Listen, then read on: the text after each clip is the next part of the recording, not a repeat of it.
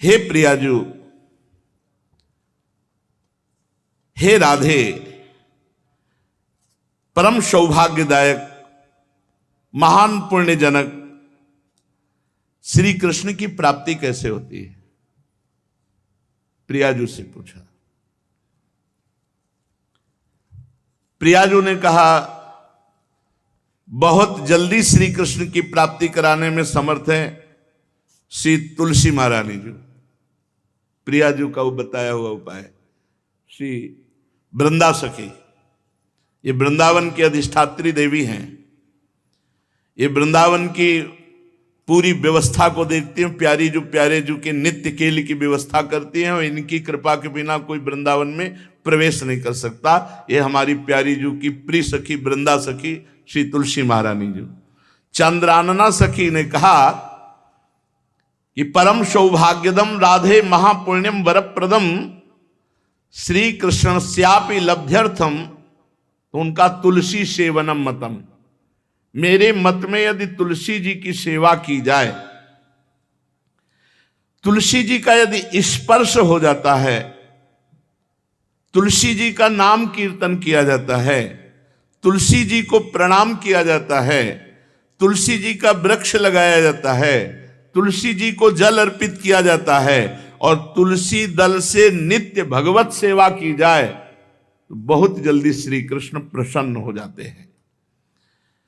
प्रतिदिन जो तुलसी जी की भक्ति करता है, तुलसी का पौधा रोप करके तुलसी जी का सिंचन करना, तुलसी जी को तिलक लगाना, तुलसी जी को माला पहनाना, तुलसी जी की परिक्रमा करना, तुलसी जी को प्रणाम करना, वो कोटि सहस्त्र युगों तक ऐसा महान सुकृत होता है कि भगवान श्री कृष्ण के नित्य समीप रहता है जो तुलसी जी की सेवा करता है। जब तक मनुष्य की लगाई हुई तुलसी की शाखा प्रशाखा बीज पुष्प सुंदर दल से तुलसी जी सुशोभित होती है, तब तक हजारों कल्पों में श्री हरिधाम में रहते हुए उसका कभी पुण्य नष्ट नहीं होता।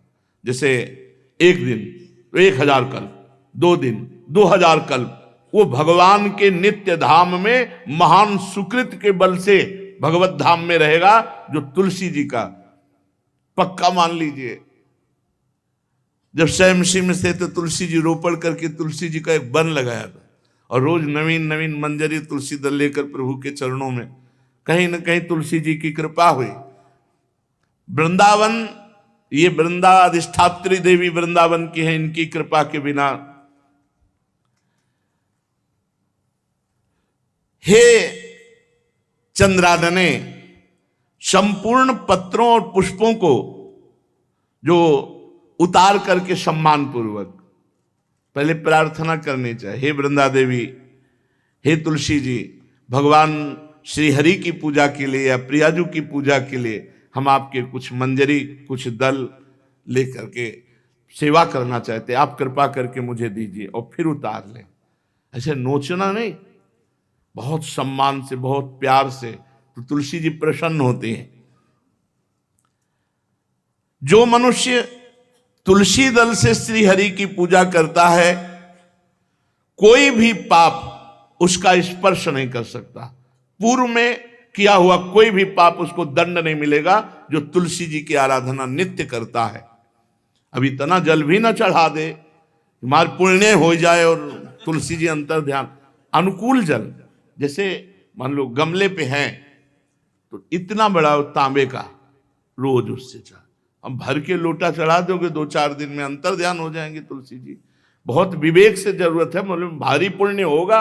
अब इतना बड़ा लोटा रोज जल चढ़ाओगे तो 2-4 दिन में पीली होके अंतर ध्यान हो जाएंगे।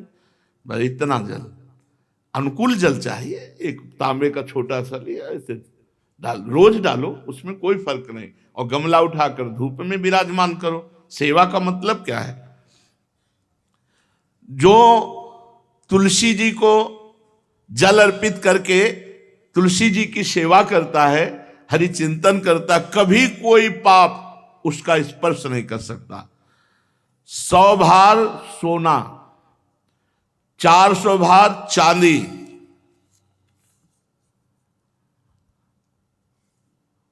का जो दान करने का फल होता है, वो एक तुलसी दल उतार, जो अपने द्वारा लगाई हुई तुलसी दल, वो हरि के चरणों में अर्पित करो। ये 100 भार सोना और चांदी बराबरी नहीं हो सकती। कितना महत्व है। जो रोज तुलसी दल चयन कर, द्वादशी को न चयन करे। द्वादशी को मतलब बहुत बड़ा अपराध लगता है तुलसी दल का, इस मतलब तुलसी के वृक्ष का भी स्पर्श न करे। प्रणाम नमस्कार दूर से, एक भी दल नहीं टूटना चाहिए। द्वादशी को ऐसा हमने महापुरुषों से सुना है कि मंजरी और पत्र उतारना ये ठीक नहीं, बिल्कुल नहीं ठीक है। ब्रह्म हत्या का फल लगता है, अगर जो पाप लगता है अगर कोई द्वादशी को तुलसी चयन, बहुत सावधानी से। जिसके घर में तुलसी का बगीचा होता है, कई पौधे होते हैं, उसको कहीं तीर्थ जाने की जरूरत नहीं, उसका घर तीर्थ है जिसके घर में तुलसी के पौधे हैं। और यमराज कभी उस घर में किसी भी मरने वाले को लेने नहीं आएंगे। जिसके घर में तुलसी, लगा लो भैया तुलसी लगा लो घर में, काहे कोई यमराज को आने दोगे। सबके घर में तुलसी, कितना सुंदर पहले था। घर में आंगन होते थे, आंगन में एक बहुत बड़ा, और फिर उसमें तुलसी जी, और फिर उसमें 2-4 नर्मदेश्वर और शालिग्राम ऐसे, और फिर घर का हर व्यक्ति जल चढ़ाना, प्रणाम करना, नमस्कार करना, 4 पर। कितनी पवित्र पद्धतियां हमारी थी। जब रसोई बने पहली गाय के लिए, फिर कुछ पक्षियों के लिए, फिर कोई संत महात्मा, कोई भिक्षु, ऐसा कितना पवित्र व्यवहार। अभी यहाँ जैसे हमने देखा है, ये रसोई बन रही ना तो धुआं नहीं खत्म होने पाता, वो ही सब अपवित्र किए हुए हैं। राक्षसी बुद्धि आती चली जा रही। तुलसी जी, ये भागवती को वस्तुएं, हमें लगता है बालकनी तो होती ही, बढ़िया बालकनी में एक ऐसा उठाने धरने वाला स्टैंड लोहे का रखो कि तुलसी जी को विराजमान कर दो। जिसके घर में तुलसी जी विराजमान होती, उसके घर में यमराज कभी नहीं जाते। जो तुलसी जी का सेवन करता है उसकी सारी कामनाएं तुलसी जी पूर्ण कर देती है। तुलसी जी को लगाना, तुलसी जी का पालन करना, तुलसी जी को सिंचन करना, तुलसी जी का दर्शन करना, तुलसी जी का स्पर्श करना, मनुष्य के द्वारा जो मन, वाणी और शरीर से पाप हो गए सबको तुलसी महारानी क्षमा कर देती है, दग्ध कर देती है। पुष्कर आदि तीर्थ, गंगा आदि परम पावन नदियां, ये सब जो स्नान आदि अवगाहन आदि करने का फल देते हैं, वो केवल तुलसी जी घर में विराजमान है उसको फल मिल जाएगा। कितने बढ़िया। जो तुलसी जी की नवीन मंजरी प्रभु के चरणों में अर्पित करके प्रणाम करता है, वो चाहे कितना भी अपराध किए हो, वो कभी यमपुरी को नहीं देखेगा, कभी यमराज के पास नहीं जाएगा। जो मनुष्य तुलसी काष्ठ का घिसा हुआ चंदन लगाता है, उसके सारे संचित भस्म हो जाते हैं, और क्रियमाण जो वर्तमान, वो कभी उसको बांध नहीं सकते। तुलसी जी का काष्ठ का घिसा हुआ चंदन। जिसके घर में तुलसी की छाया होती है, वहां पितरों को अपने आप कल्याण प्राप्त हो जाता है। जो श्राद्ध करने से लाभ मिलता है पितरों को, घर में तुलसी लगा के जो तुलसी की छाया, बड़ा वृक्ष, पितरों को तृप्ति मिलती है।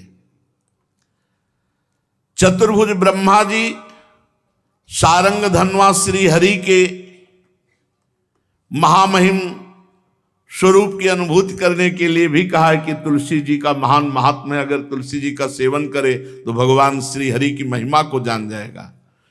स्त्री हो या पुरुष, पुरुष नपुंसक नारीवा जीव चराचर कोय, सर्व भाव भज कपट तज मोहि परम प्रिय सोय। शरीर वर्दी है, हमारी पोशाक है, हम सब एक हैं, आत्मस्वरूप है, कुछ अलग नहीं है। शरीर केवल पांच भौतिक है तो सबका पांच भौतिक है, उसमें चिन्ह है स्त्री पुरुष के, बस इसके लिए भगवान की आराधना निषेध थोड़ी है। जो स्त्री या पुरुष श्री तुलसी जी के काष्ठ के मन के बना के, जैसे छोटी कंठी या बड़ी माला धारण करता है, श्री कृष्ण उसके बस में हो जाते हैं। यह है तुलसी जी की महिमा। परम सुहाग श्री कृष्ण मिल जाते हैं, और कौन सी भी हमें उपलब्धि चाहिए। हे गोप नंदिनी, तुलसी जी का सेवन करने से श्री कृष्ण वश में हो जाते हैं।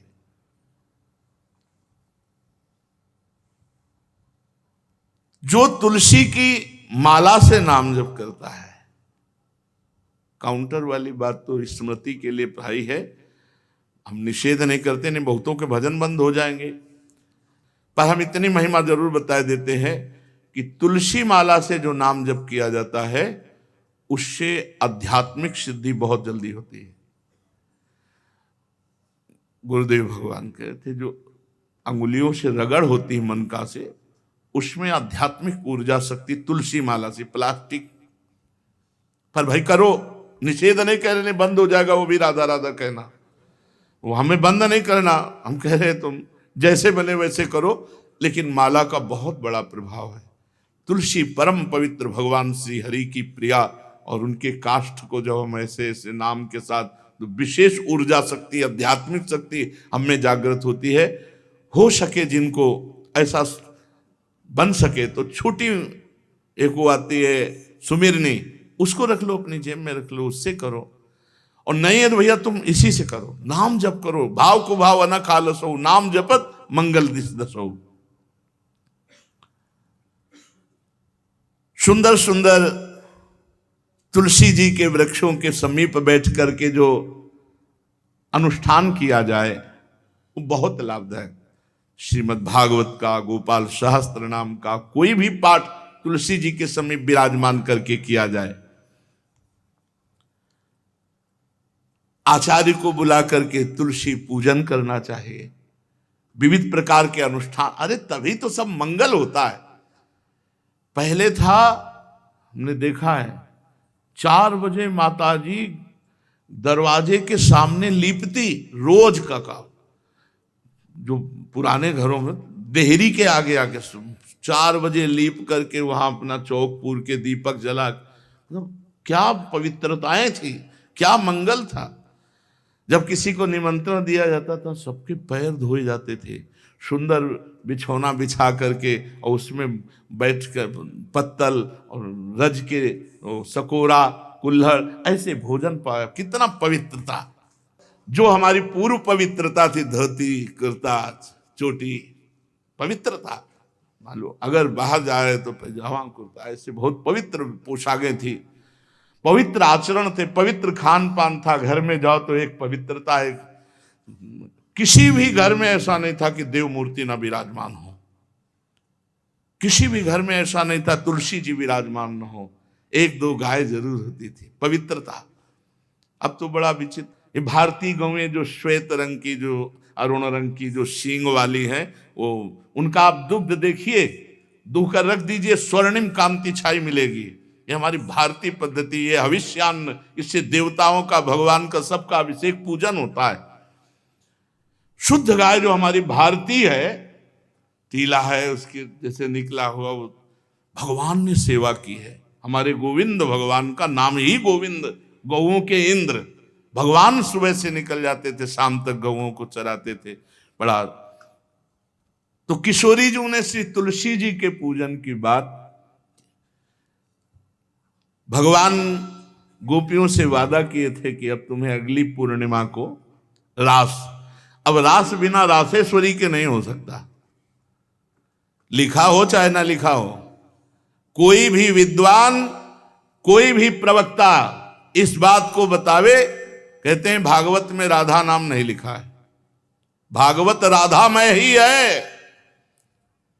सांद्रानंद घन प्रेम मूर्ति किशोरी, बिना लाडली जू के कोई रास बता दे कहीं भी, कभी भी, कैसा भी, महारानी जू के बिना रासेश्वरी के रास हो ही नहीं सकता, लिखा हो चाहे ना लिखा हो। क्यों नहीं लिखा? याते श्री सुख प्रगट कियो नहीं, जहां बोले राधा तो समाधि लग जाती हो। यहां 7 दिन में तक्षक काटना है, श्री सुखदेव जी ने महारानी जी का नाम, हरिराम व्यास जी कह रहे, याते श्री सुख प्रगट कियो नहीं, जानि सार को सार परम धन, राधा नाम आधार। वैसे तो रोज संकेत वन में पीछे हमने चर्चा की थी, प्रेम सरोवर में प्रियालाल मिलते थे नंदगांव बरसाने। आज लालू ने एक नई लीला रची, गोप देवी लीला है। श्री लालजू महाराज प्रियाजू को रास के लिए उन्होंने सोचा एक बार छलिया रूप रख करके महल में प्रवेश करते हैं, देखते हैं लाडली जू पहचानती है कि नहीं, और कितना प्यार लाडली जू करती है। महाराज तो जो रूप धारण करें तो सभी सुंदर हैं, तो सुंदरता के समुद्र हैं। जब नकबेसर धारण करते ना, अंजन और घूंघट नीलांबर का, महाराज हृदय चूर चूर हो जाए, ऐसे सुंदर है। गोरी किशोरी भी चकोरी है जिनकी, नीलांबर धारण करके, और जिस समय लाली लगा के महाराज अपने राधा पी जी को कभी कभी जब आते हैं तो देखो ऐसा लगता है यार बलिहार है महाराज, जो रूप धारण करते हो सीधे हृदय पर प्रहार करते हो। प्रभु ने गोप देवी का रूप धारण किया, गोपांगना का। श्री चरणों में नूपुरों की झनकार, कटी में करधनी जिसमें क्षुद्र घंटिका लगी हुई हैं। अद्भुतम गोपिका रूपम चलत झंकार नूपुरम, किंकिणी घंटिका शब्द मंगुलीयक भूषितम।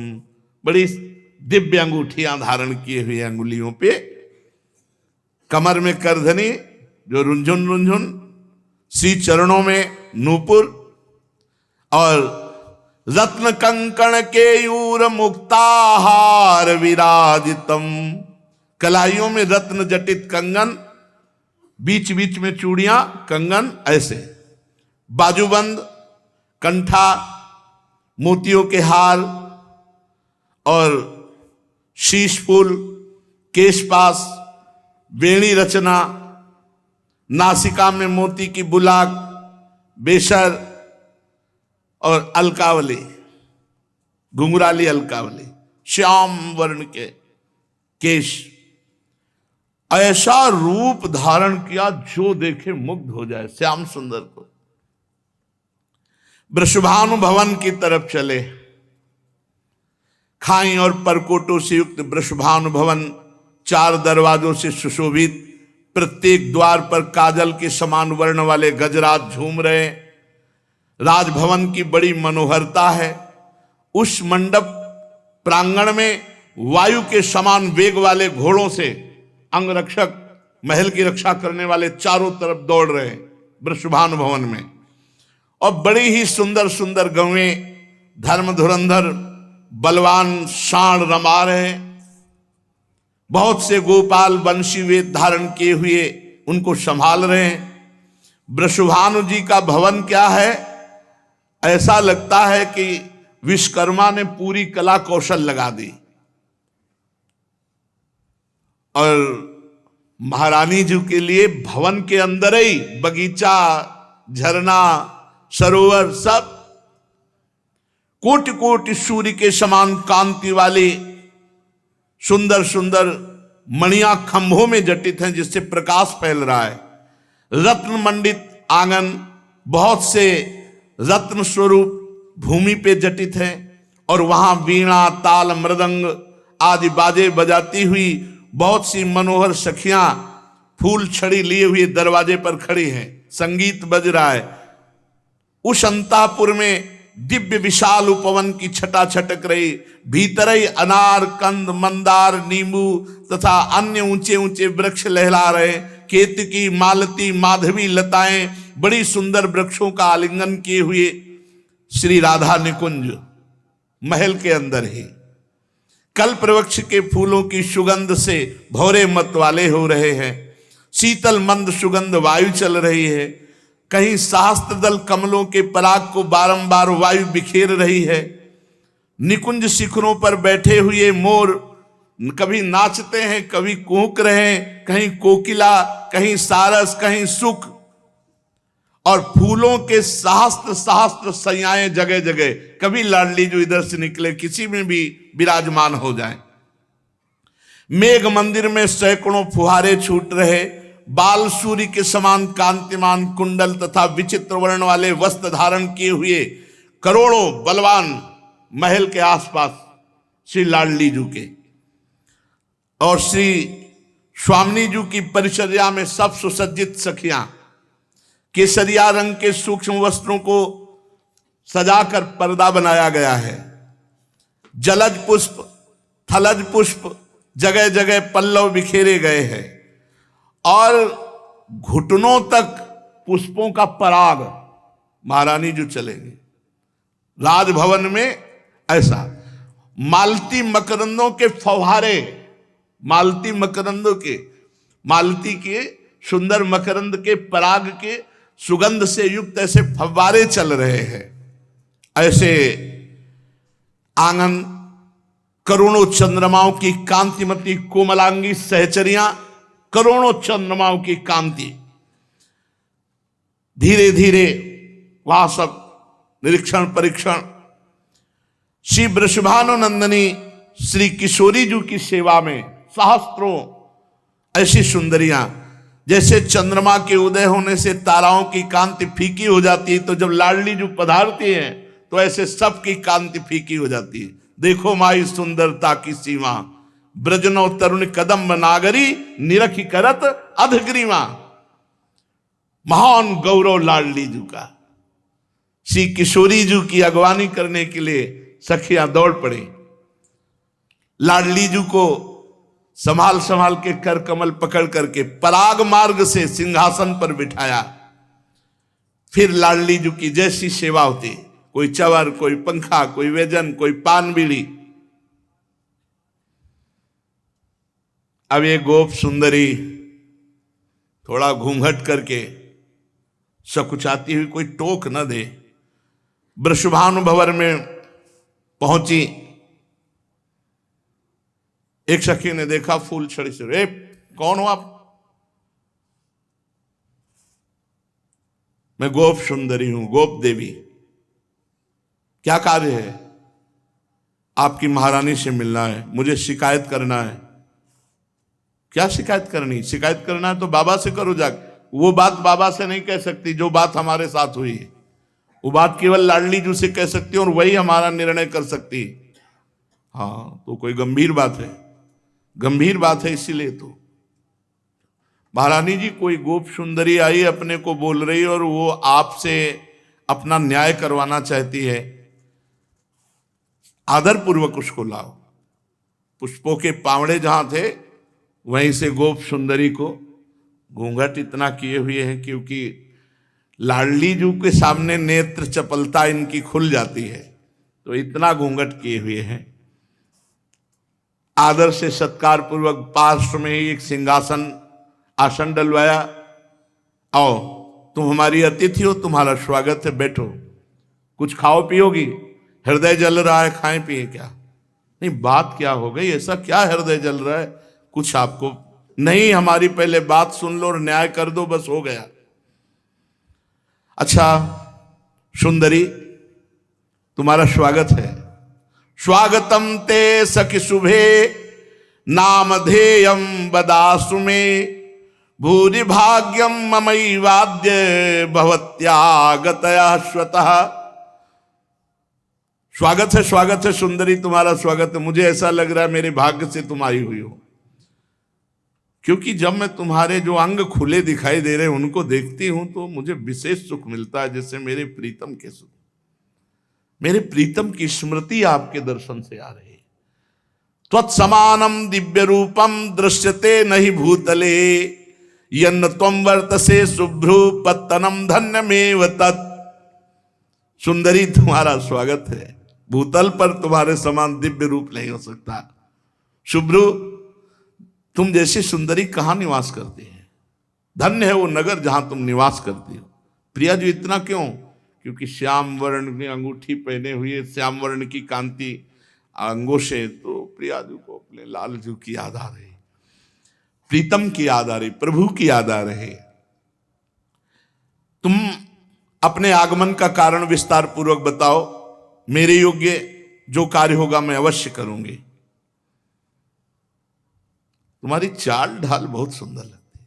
प्रियाजू ने आते देखा था, तुम्हारी चाल ढाल बहुत सुंदर लगती है। हे वृषभानुनंदिनी शुभ्रे, मैं तुम्हें कैसे बताऊं, शायद तुम बर्दाश्त नहीं कर पाओगे। नहीं बोलो ना, क्या बात है? पूछा मेरा नगर कौन सा है, तो सुन लो, मैं गोकुल में जो नंदगांव पास में है, नंद भवन में उत्तर दिशा में मेरा निवास है। मैं गोप देवी कहलाती हूं। मैंने ललिता जी के मुख से तुम्हारी महिमा सुनी है कि तुम न्याय ठीक करती हो, बड़ी करुणामयी हो, आपकी रूप माधुरी, गुण माधुरी, चंचल लोचने, प्रधान उद्देश्य तो तुम्हारा दर्शन है। और दूसरी बात, एक शिकायत करनी है, न्याय लेना है हमें। कमल लोचने, जहां ललित लवंग लता की सुगंध छा रही है, गुंजा निकुंज में मधुपो की मधुर ध्वनि से युक्त कंज पुष्प खिल रहे हैं, ये राधा निवास आज मैंने अंदर देखा, जीवन में पहली बार देखा है। मेरी आंखें निहाल हो गई। ऐसी तो कोई पुरी नहीं है, चाहे देवराज इंद्र की क्यों ना हो।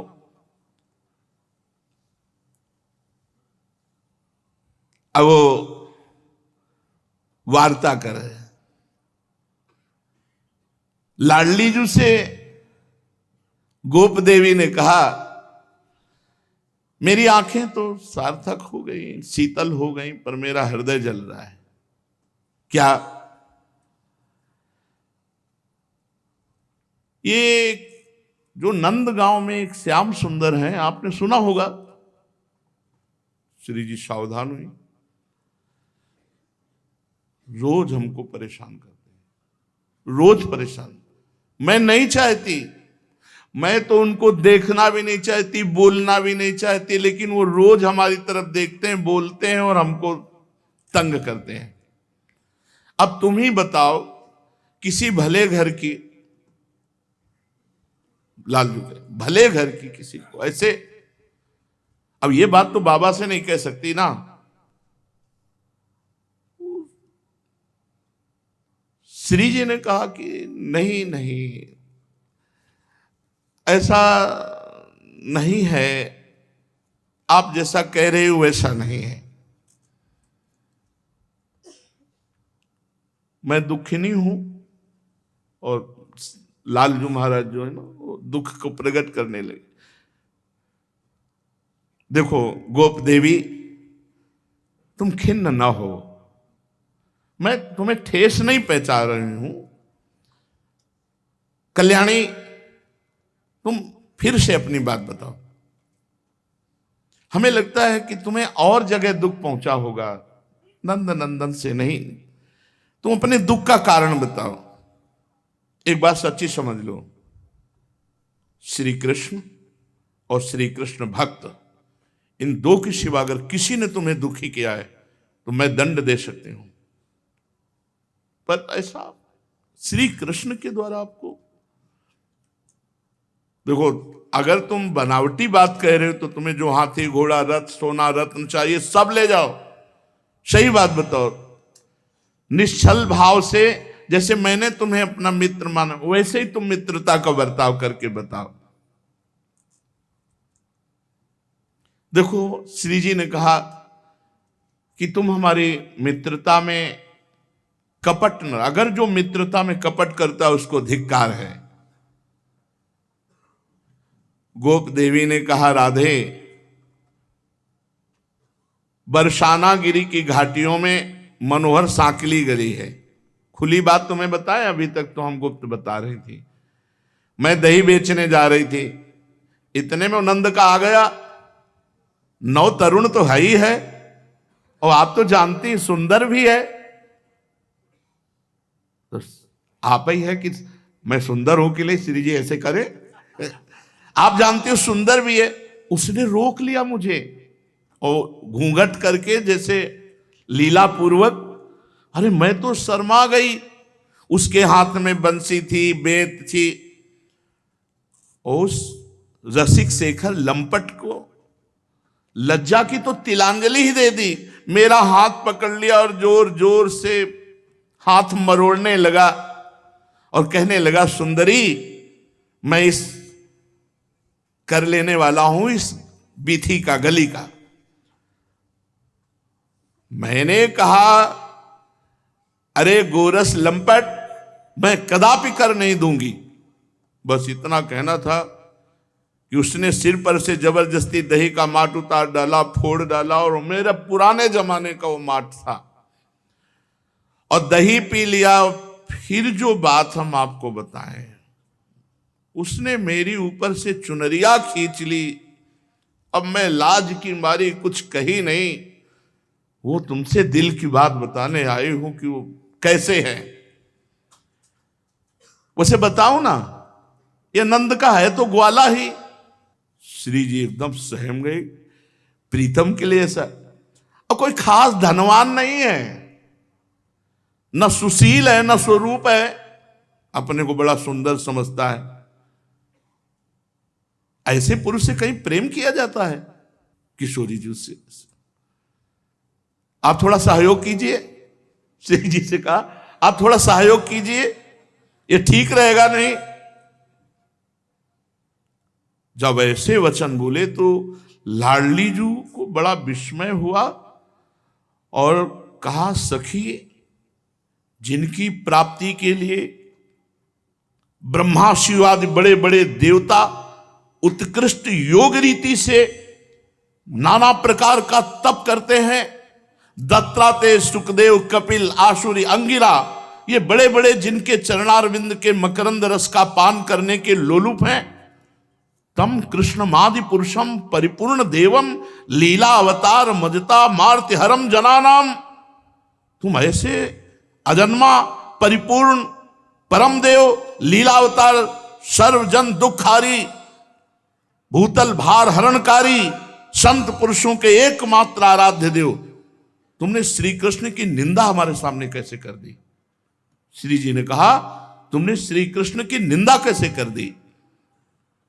तुम कहती हो ग्वाले हैं। अरे ब्रह्मादि जिनकी चरण रज की वंदना करते वो ग्वाले हैं। उन्होंने गौओं का आदर किया, गौओं का पालन किया।